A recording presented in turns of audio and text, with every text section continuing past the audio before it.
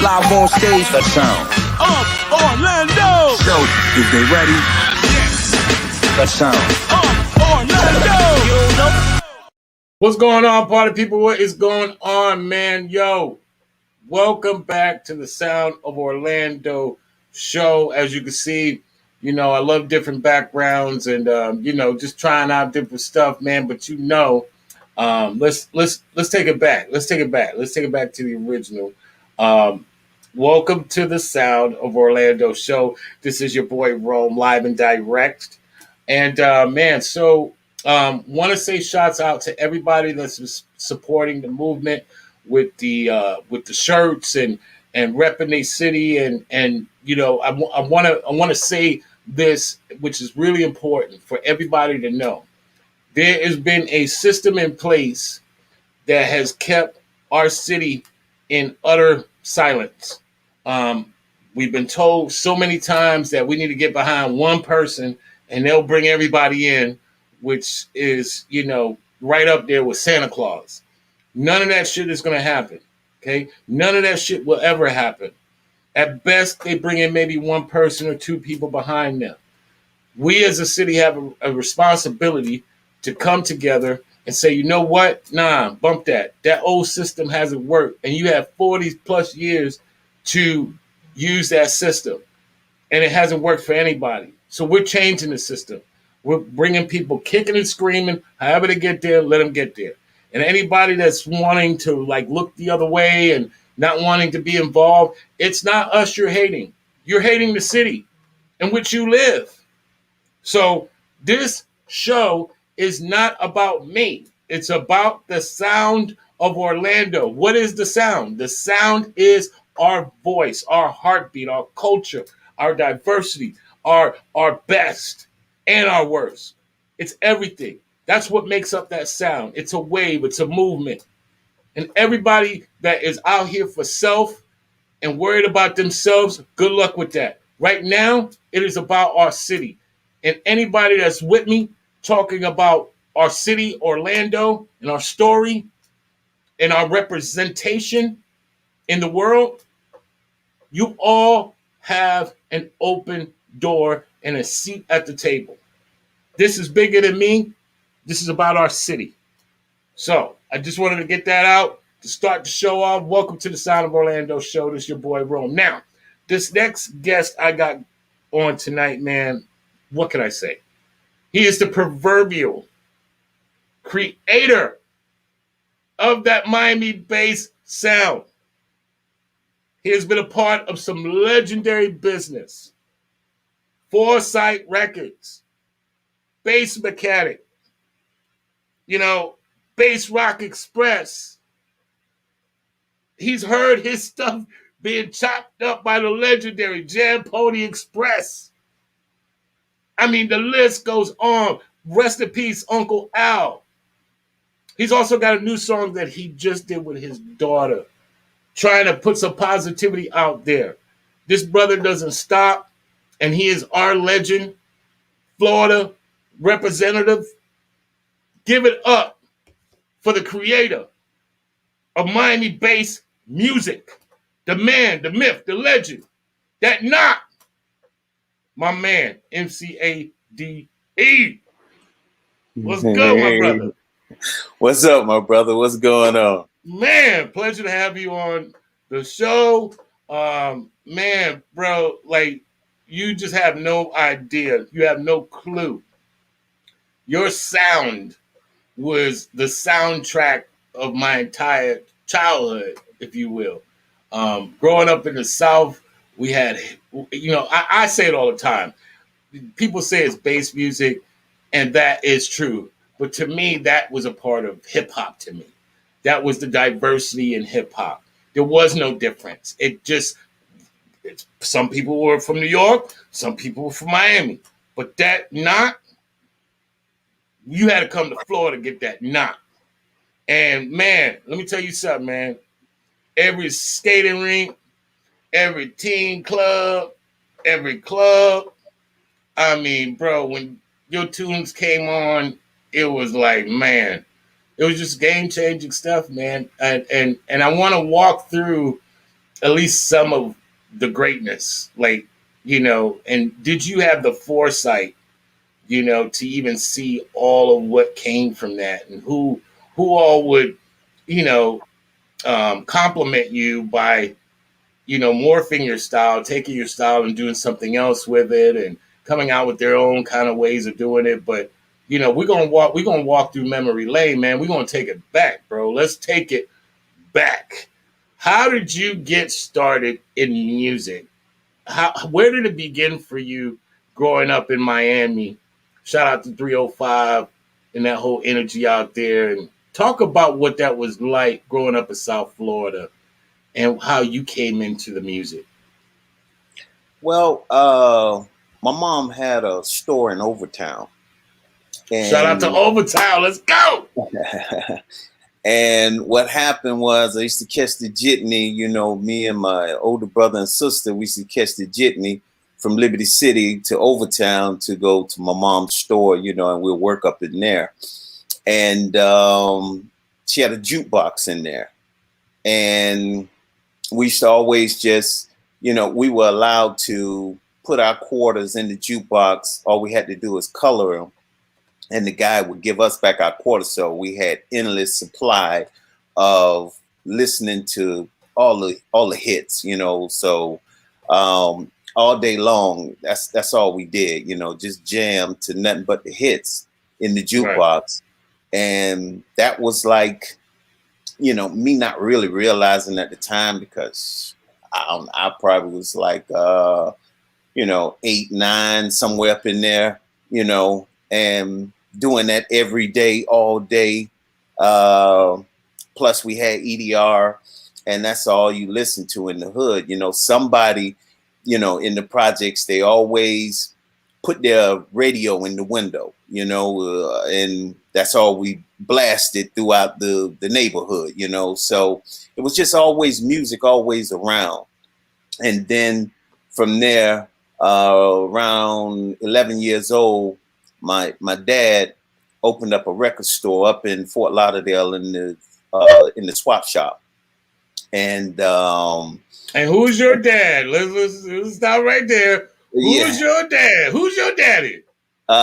William Hines. He started Foresight Records, which was and is the first independent hip hop label that came out, before, like I said, before, you know, uh, Master P, Luke, everybody. We were the first. And he started that because he had the record store, and he was selling so many records, and it was just, he just saw how many.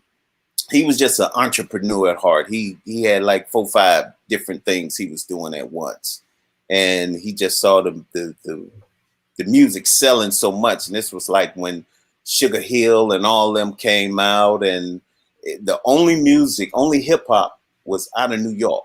That was the Right. only sounds or hip hop was coming out of New York. It's for Cali, for anything else in the country, period. And he had the brilliant idea of starting hip hop here in Florida. Man, stop right there, man. Let's let that breathe for a minute.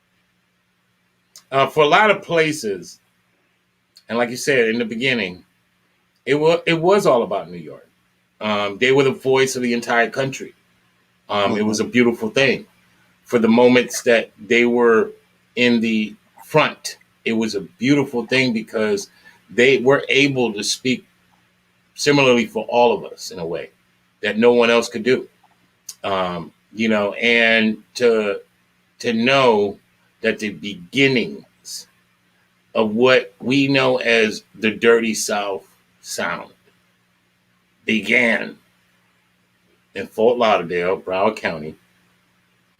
And just talk about that real quick. Like, um, you're seeing this energy down there. I mean, because when we think about what it is to be in a city in general, and you see it because you've been in Miami all these years, there's those waves of energy that something about to happen, some good going to come out of this.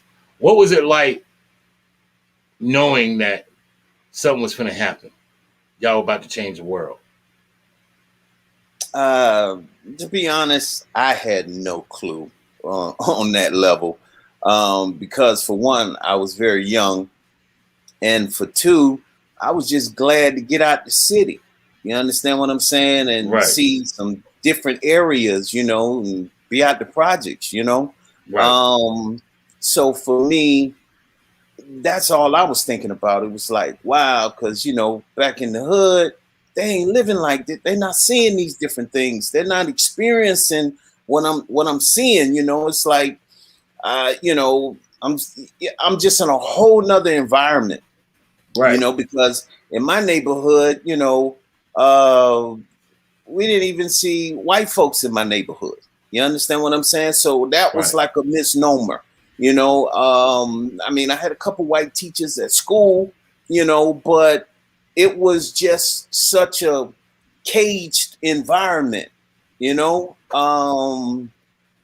which is sad, but that was the facts of it. So when I came to Fort Lauderdale, and and being in the swap shop where it's a big tourist attraction, and seeing all these different people and cultures and different things, and it was an experience, and it was like just happy to be out of the hood and be in another environment, seeing different things, so it was an experience. So the music thing, it happened, uh, really, I can't say it was a mistake, um, because the Father controls everything.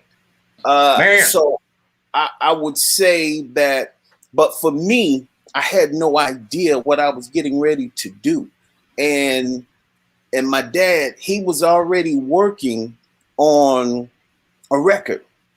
He actually had Frank Cornelius, who was the engineer, and Sexy Lady from Beefbox, which was our first record we put out on Foresight, and Irvin, MC Chief, and Irvin German. So he was already in the studio doing this, and it just so happened that one day me and him were leaving from the record store, and I'm like about 12 at the time, and we're leaving from the record store, and we went by the studio, and when we got there, Sexy Lady and Frank were there, and they basically had finished the record. The record was like completed, Right. and got in, and I'm tripping because I've never been in the studio before. This was also the studio where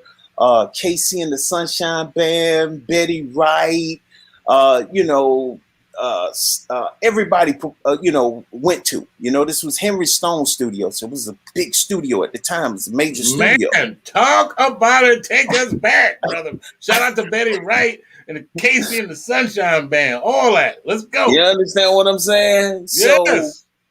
so I'm in this studio. I mean, this elaborate studio, and I'm like, whoa! I never been in a studio before, so I'm just tripping off the studio. Period. And then Sexy Lady, she was a little discontented because she wasn't feeling what was going on with the track. So Right. but everybody knew me from working in the record store with my dad, and they were always like, where did this kid come from? Like, because he was so quick, and Right. I worked like one of the adults, Right. and uh, so when I came in the studio, she was like, Aiden, what you think about this song? What it sound like to you? What you think about it? And I said, it sounds cool. It sounds good. But I was like, well, if it was me, I'd do it a little different, Mind you, again, I'm 12 years old, So she says to Frank, she says, well, can you listen to, what he's saying? Can you, try and see what he's talking about, some ideas or something? And Frank says, well, that kid don't know what he's talking about. And I couldn't disagree with him. I don't know nothing about no studio. I never been there, you know, and I was just happy to be there.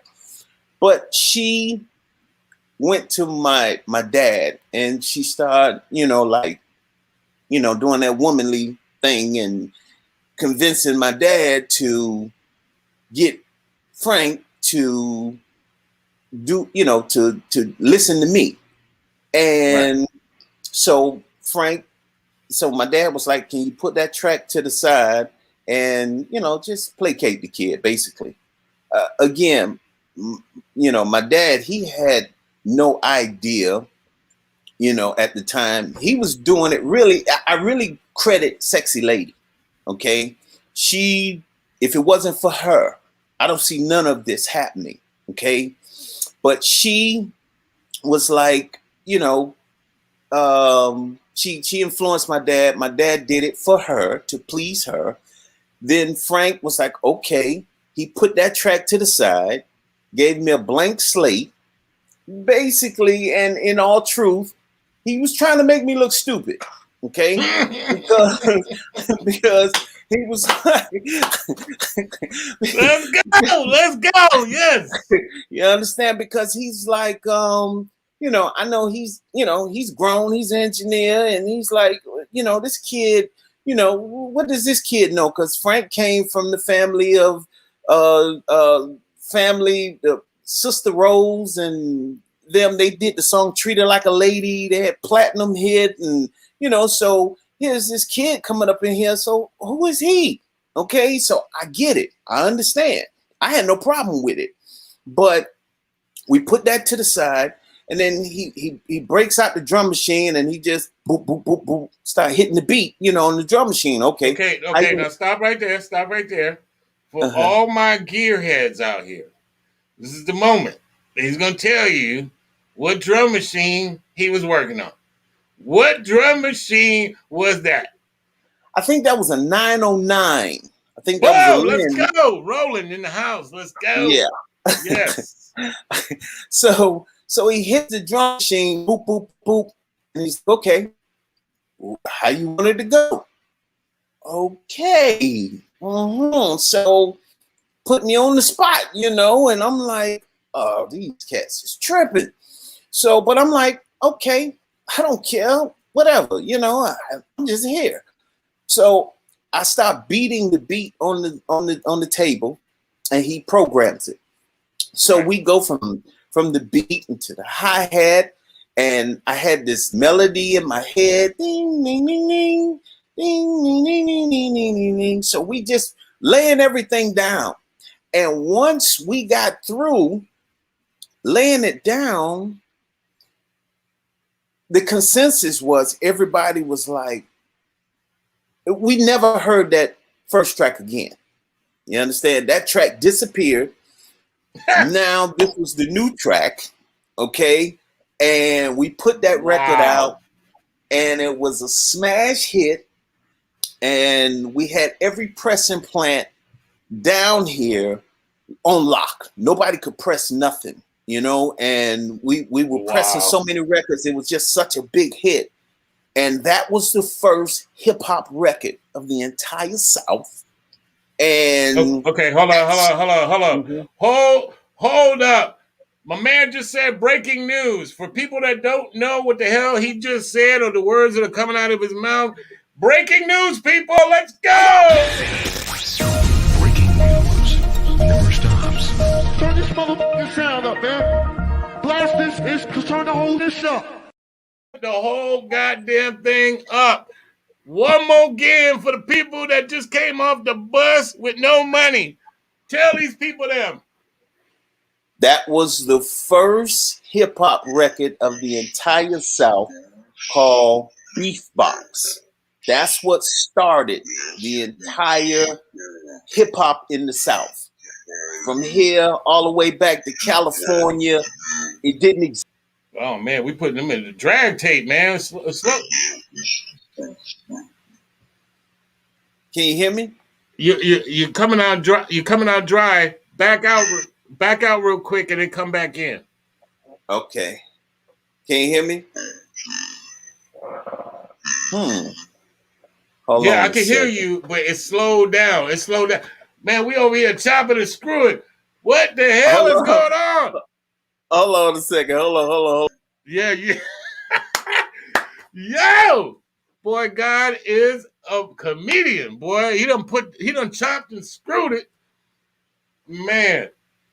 Do y'all hear that, Orlando, man? The man just said, y'all ain't ready for that, man. Shout out to everybody that's tuning in right now that give a damn about this culture. Man, All you right. back? You hear me? Oh! Am I okay? Oh, God. Oh my Yo, goodness. it's slowed down, dog. It's slowed down, man. This is a completely crazy and and fucking hilarious at the same time. I don't know. Let me see here. Let me see what I can do here. Let me see what I can do here. Um, let's see if we bring that back in, maybe. Let's go back to breaking news, see what happens. Breaking news never stops. Turn this motherfucking sound up, man. Blast this is to turn the whole this up. Hello. Man, it sound Uh-huh. like Houston done took over the airwaves over here, man. How Oh do I man. sound? You sound good. Anybody on the comments right now, man? Do you hear what the hell is going on? Can you tell us whether we sound good to y'all? Because right now, my man is chopped and screwed. Let me see here, man. Hello. What is going on? Man, I don't know, my brother. I'm trying to May, see what's going on. Let me see if I can change this up here real quick. Let me yeah. see something real quick, man. Check. 1 2 1 2. Shit, we might not even be. Is anybody in the comments right now? Do y'all hear what's going on? We got some technical difficulties going on. So let me see if Maybe I can remove this.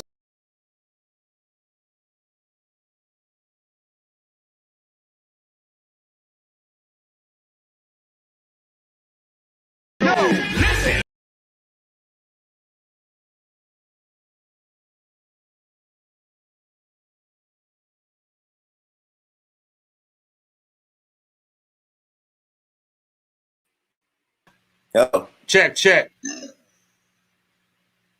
Can you hear me Let now? me see something. Oh man. Yeah, Do you think let me we see need to something here. just close Hold out and on. okay.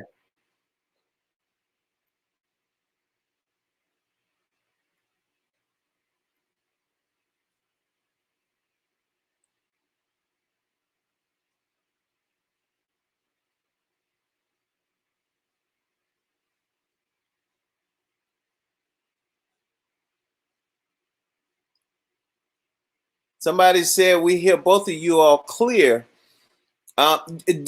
Do I sound slowed down to you? The guy who just commented?